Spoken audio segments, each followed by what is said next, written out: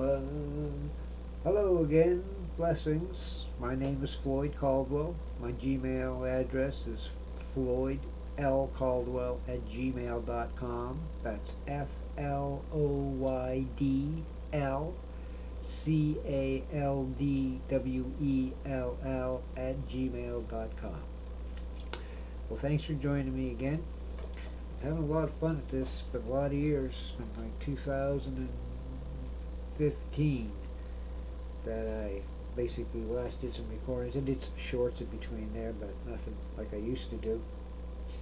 And today is 2:16 in the morning right now, and the date is what? September the 16th, Tuesday.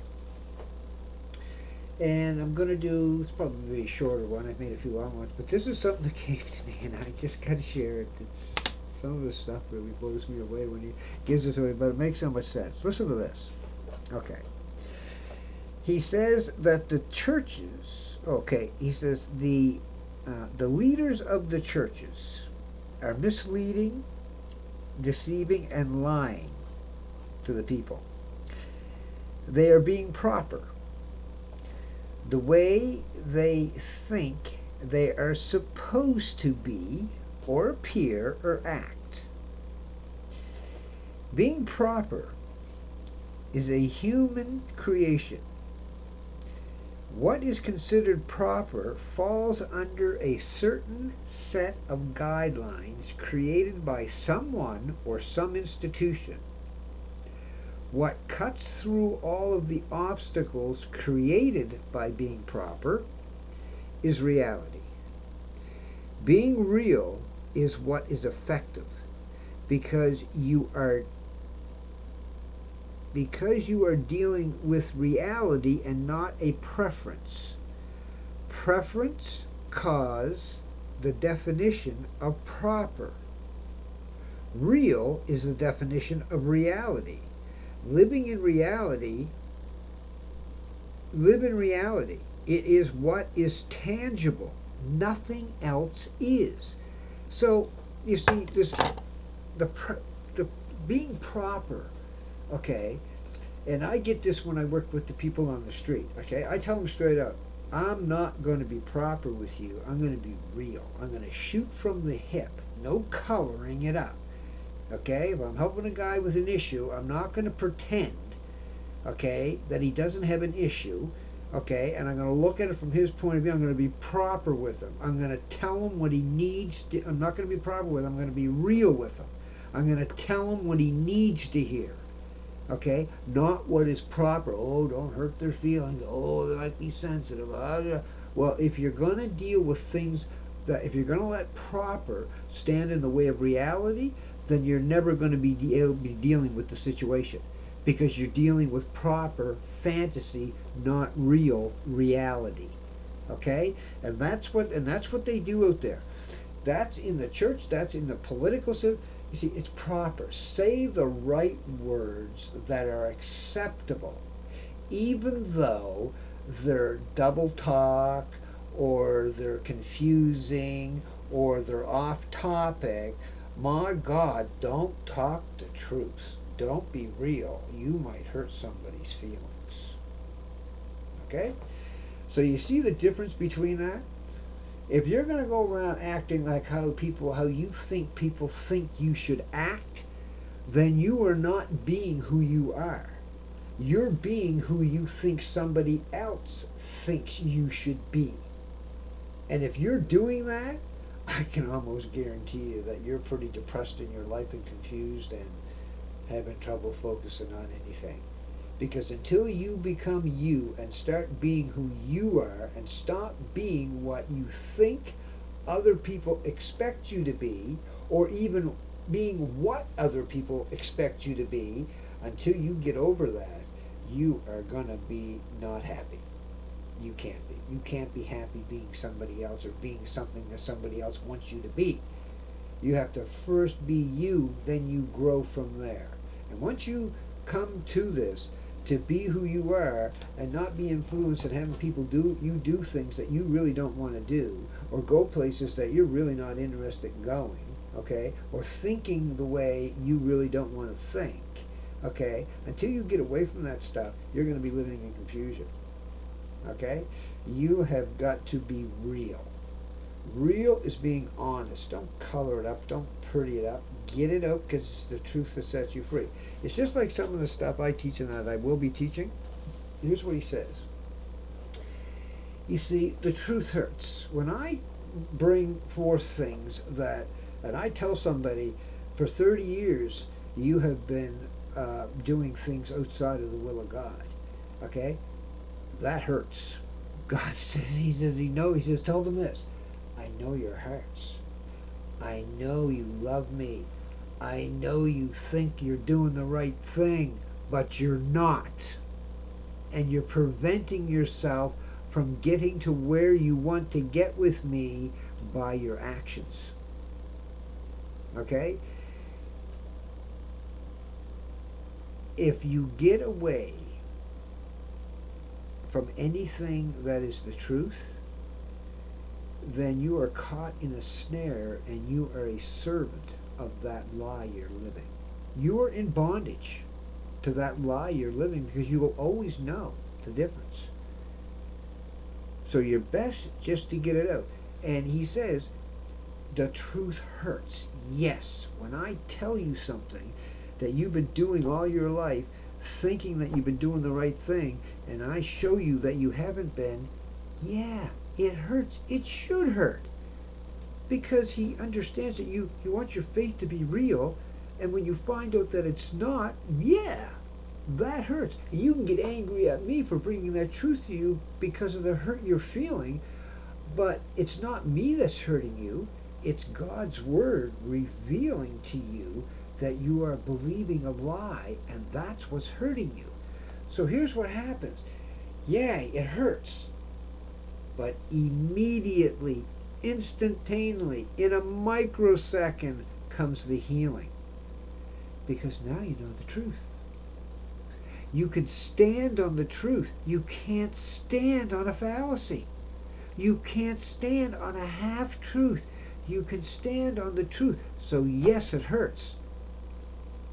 But now you're healed. You're healed from following something that you shouldn't be following.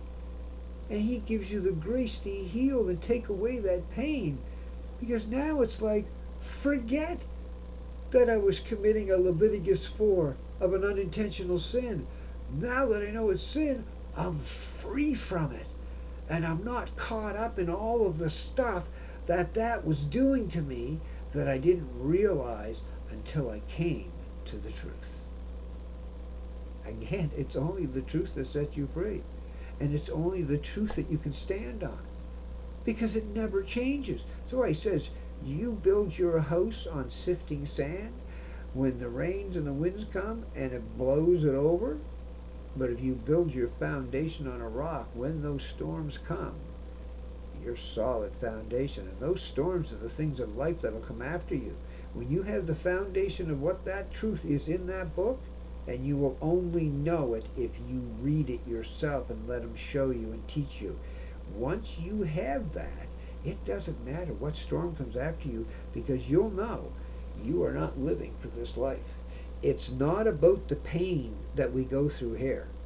It's not about the pain here. It's about the gain there. Do you get it? It's not about the pain we go through on this earth. It's about the gain that we're going to get by putting up with this pain on earth and not giving into it and living and supporting it. Today's messages will be continued to the end of time now. The only messages that have any significance are talking to you about what is coming and the choices that need to be made for you to end up in the kingdom of God and not live your eternity where it is very hot. I'm just saying. Okay? You see, we have choice in this world. When you were born in this world, God gave you two very powerful tools.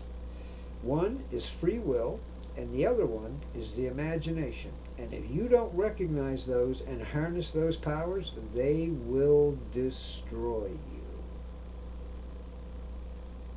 will destroy you. Your free will, the freedom to make choices, is given to you by God. Nobody has the right to take your free will away. When that pandemic came out, I said to people, I said, you need to question anything that takes away your free will, because if there's something that's taking away your free will, it is actively against the Word of God. God gave you free will, and nobody has the right to take that from you.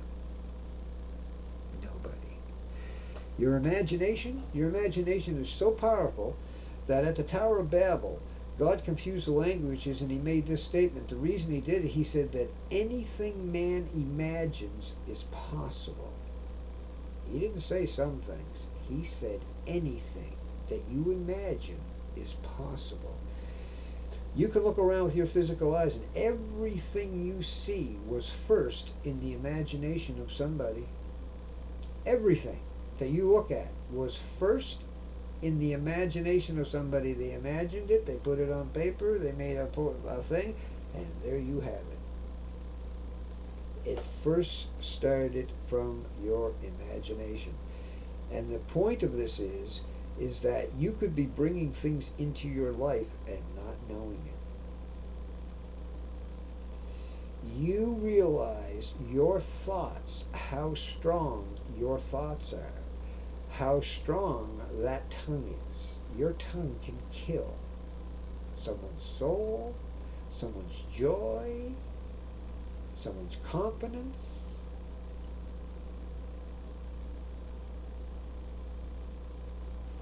So your imagination, if you are continuously thinking negative thoughts, I can guarantee you that you have a lot of negative in your life. Guarantee you. And if you are a person that thinks positive, you have a lot of positive things in your life. That's a fact. You think negative, all of a sudden you just get bombarded with negativity. And you get in a hole and you can't find your way out. There, you're going to one of my other messages. You're allowing your circumstances to affect you and dictate who you are. Okay? But your imagination, you have to really understand how powerful that is. I mean, God brought us into form. Let us make man in our image, in our imagination. He imaged us. He made us. We are an image. You see, and at the Tower of Babel, that's why he confused the languages to slow down progress. You see. See, because anything man imagines was possible, and he knew they were headed to disaster in what they were doing. So those two things, your free will and your imagination, just think about it. Just ponder these things. Don't think about them, ponder them. Ponder them, and he'll open up your mind to some things. And those things, understand. When you try and explain some of those revelations he gives you, understand this, you can't do it. Because the terminology does not exist to properly explain spiritual things. So that's to prevent you from going through a lot of confusion and saying, why can't I explain that to them? They don't believe me, I can't explain it. No. But if you were to explain it to somebody like me, you see, you would have no problem explaining it, because most times it's the spirit that transmits spiritual things. Most times when I'm talking to people in the spirit, I mean, we don't even finish sentences sometimes because we know what the other one's going to say, because the spirit's transmitting the knowledge between us, you see. So just remember those things, ponder on them, and realize those two things, your free will and your imagination. Okay, I'm going to cover something else on free will. It's a touchy subject, but I love these ones. Okay, understand this with free will. You have the right, given to you by God your Creator, to do, be, or say anything you want to do, be, or say in this life. There is nobody on this earth that has the right to prevent you from being, saying, or doing whatever you choose to do. Nobody. Now, one thing you must remember when it comes to God. With God, based on what you do, what you say, how you act, what principles you live on, with God, you will either receive blessings or curses. End of conversation. Do what you want to do. Be what you want to be. Say what you want to say. Just know your actions will either bring blessings or curses. You want to know what those blessings are or what those curses are?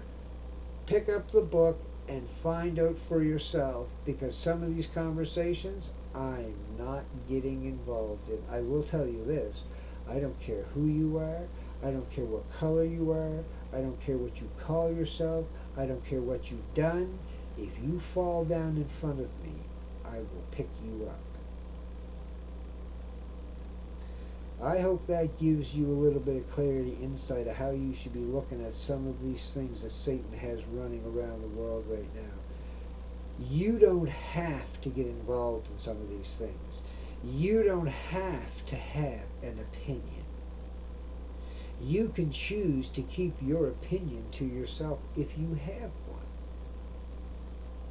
And you can say to those people exactly what I just said to you. Anything you hear from me is from God, and you can use it. I don't know this word. This is for him, for me to give to as many people as can hear it, to use it yourself for your protection. Someone tries to involve you in racist things or something like that, just say, you can do whatever you want to do. You got it right. Just remember, blessings or curses, and if you want to know what they are, go find out for yourself. I ain't telling you. I'm not getting involved. Doesn't have anything to do with me. I give you the best advice I can. Go look in the book for yourself. You have free will to do so.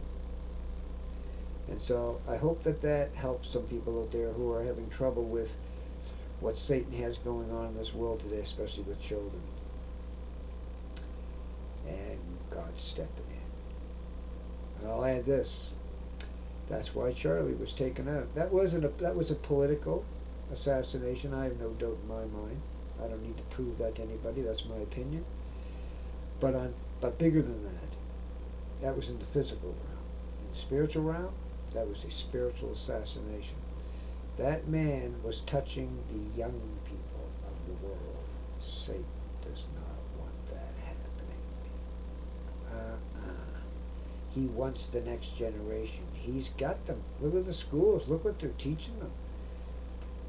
You see? And this man was reaching them. And if he wasn't, at least he was getting that message, but see, that backfired. God knew it was all going to happen. He's laughing at Satan now. It's like, that backfired big time. Because that man's voice is going to be 1,000-fold. You can't stop what started. Turning point. That name he picked when he was 18 years old, that was no coincidence. That man was picked for that journey. It ended when it was supposed to end, because now the fruit of his labor is going to be seen across this planet, and the timing you cannot deny. Not a chance. This is perfect timing for this to happen, to bring on that end time revival, and it's not far away. Not far away at all. So, I hope that you ponder on a lot of things that I say. I know you haven't heard them before, because I never heard them before. No, he told me, but they are all based on the principles out of his book. Okay? You have many of his one-liners in there. They make so much sense today, you know. Do unto others as you would have others do unto you.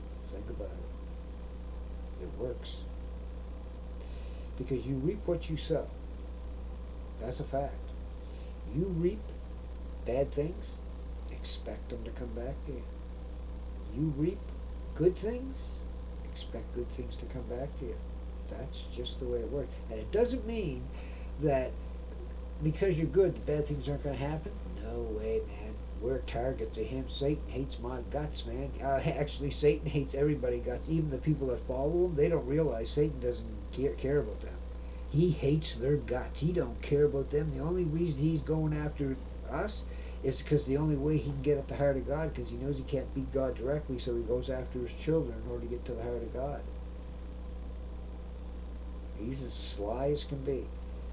But I wanted to add one more thing there. I sort of forgot it was something to do with the with what's going on out there. And prayer is your most powerful tool. He says, pray for your enemies. Understand your enemies don't know. People who don't know. Listen to this. This is just awesome. I'm going to end with this, okay? Because this is 20 minutes. I'm going to end with this. Okay. Here's what when I hear people criticizing people, especially people who say they're religious, okay? Here's what he gave me. Here's a point. This could be directly to you or to anybody, but if you're guilty of this, you want to take this to heart. Here's what he says. If you don't understand why they don't understand, then chances are you don't understand. Because when you understand why they don't understand, then you're able to help them understand what right now you understand that they don't understand. Get it? If you don't understand why they don't understand, then chances are you don't understand. Because if you understand why they don't understand, then you're able to help them understand what you understand that right now they don't understand. You cannot look at someone who doesn't understand like they understand. And that's what the church does. They talk to people like they know what they're talking about. A person who doesn't know God yet doesn't know what I'm talking about. You see? So I can't look at people that don't understand like they understand. I have to understand why they think the way they do. That's why Jesus says, Father, forgive them, for they know not what they do. Because had they known what they were doing, they wouldn't have done it. He knew that. That was Jesus' heart for those that were killing him. Father, forgive them. They don't know what they're doing. Same thing. He was saying, forgive them. They don't understand. And because they don't understand, they can't understand. So forgive them.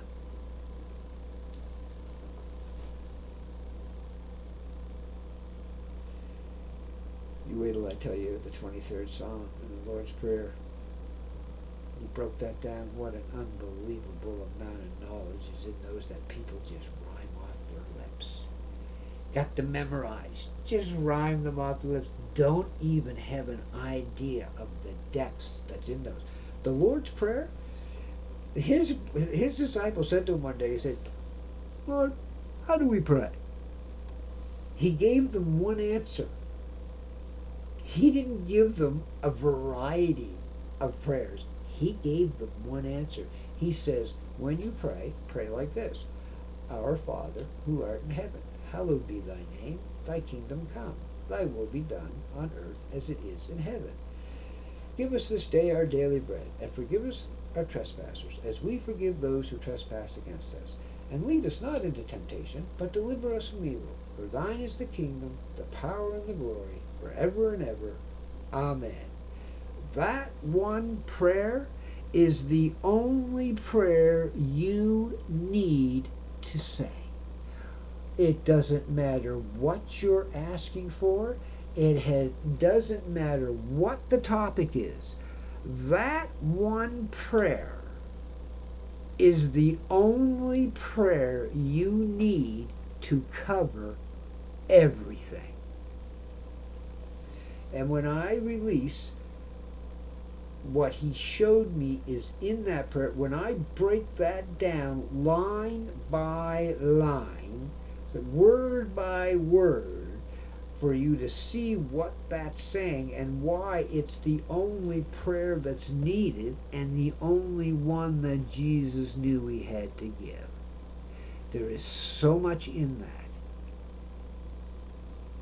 It'll open your mind graciously, and you will love it, because there are so many answers in that one thing that people just rhyme off lips. You take our national anthem.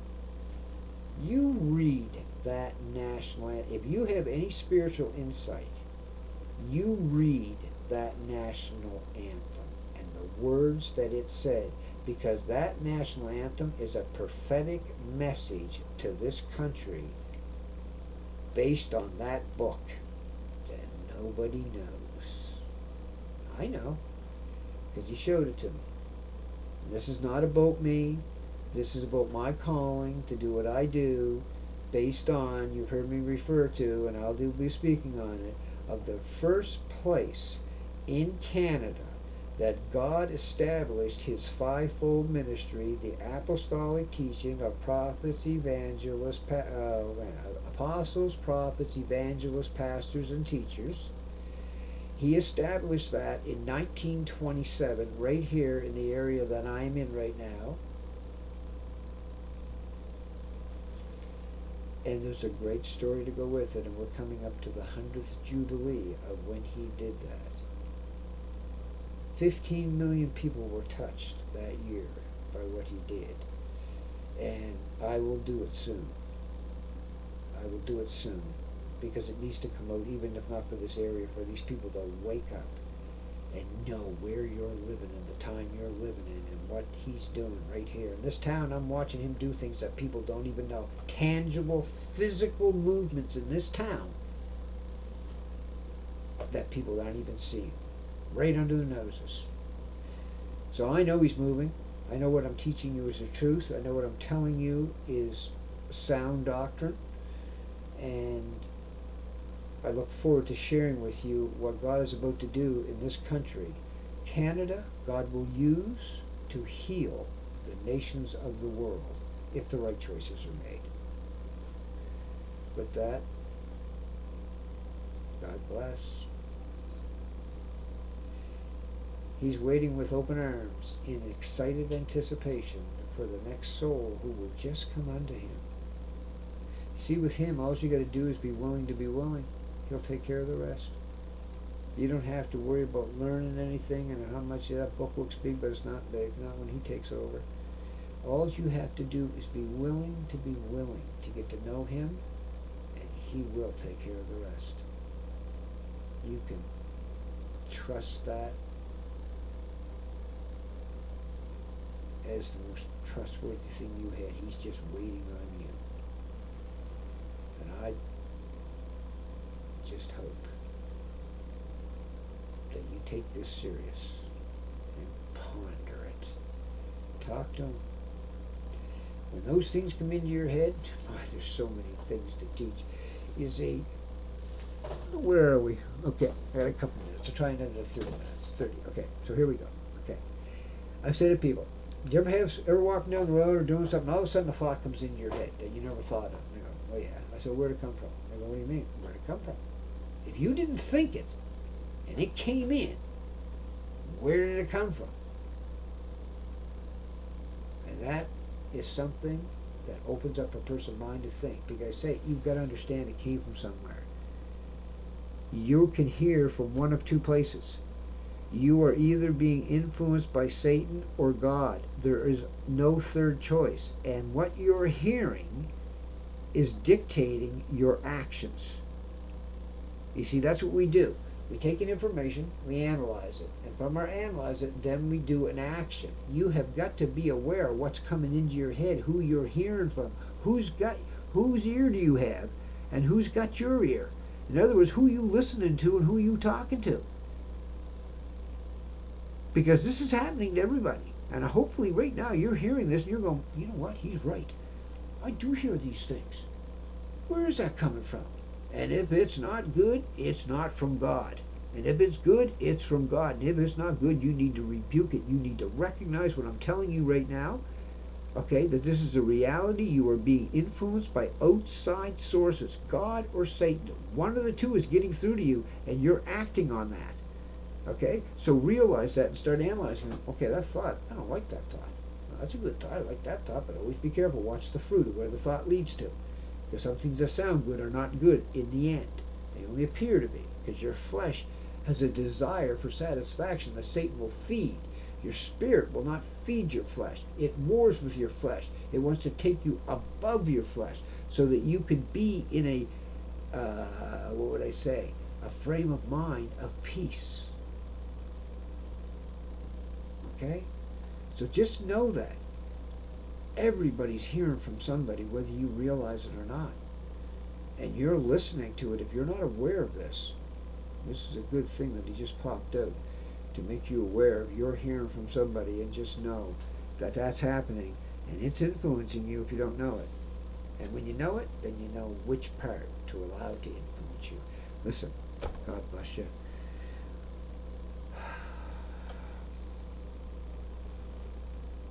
Yeah. God bless you. And I hope he's reaching. Hope he's reaching you.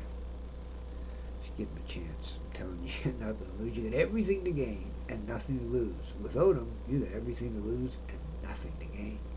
That's pretty much it. Without him, you have everything to lose and nothing to gain. With him, you've got nothing to lose and everything to gain. That's a reality. People tell me I don't believe in God. I look them straight in the face and I said, you're only saying that because you don't know who he is. Because if you knew who he really was, you'd be all over it. There's no reason not to. But understand, Satan has lied to you. Satan has lied to this world. And God is turning people over to it. He says he's going to allow a delusion in this time. He says where people, he's going to turn you over to a reprobate spirit. He says where people will believe that a lie is the truth and the truth is a lie. I'm asking you, do we not live in a world where right now the truth is a lie and the lie is the truth? I'll ask you one question. How many genders are there?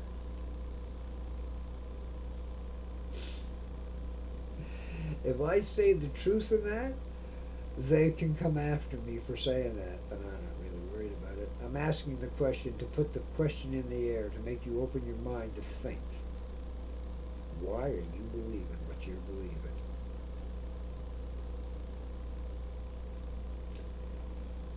He always gives me lots to think about, so I'm sure you have got lots to think about. God bless you, and I hope you receive this information that he's trying to give you. It's to your benefit. He'll never do anything to hurt you. He will discipline us, but he's also got a great sense of humor. And that discipline that he disciplines us is for our good, to keep us on the path, to stay in the joy that we desire. That's all it is. God bless. Where's that button? See ya.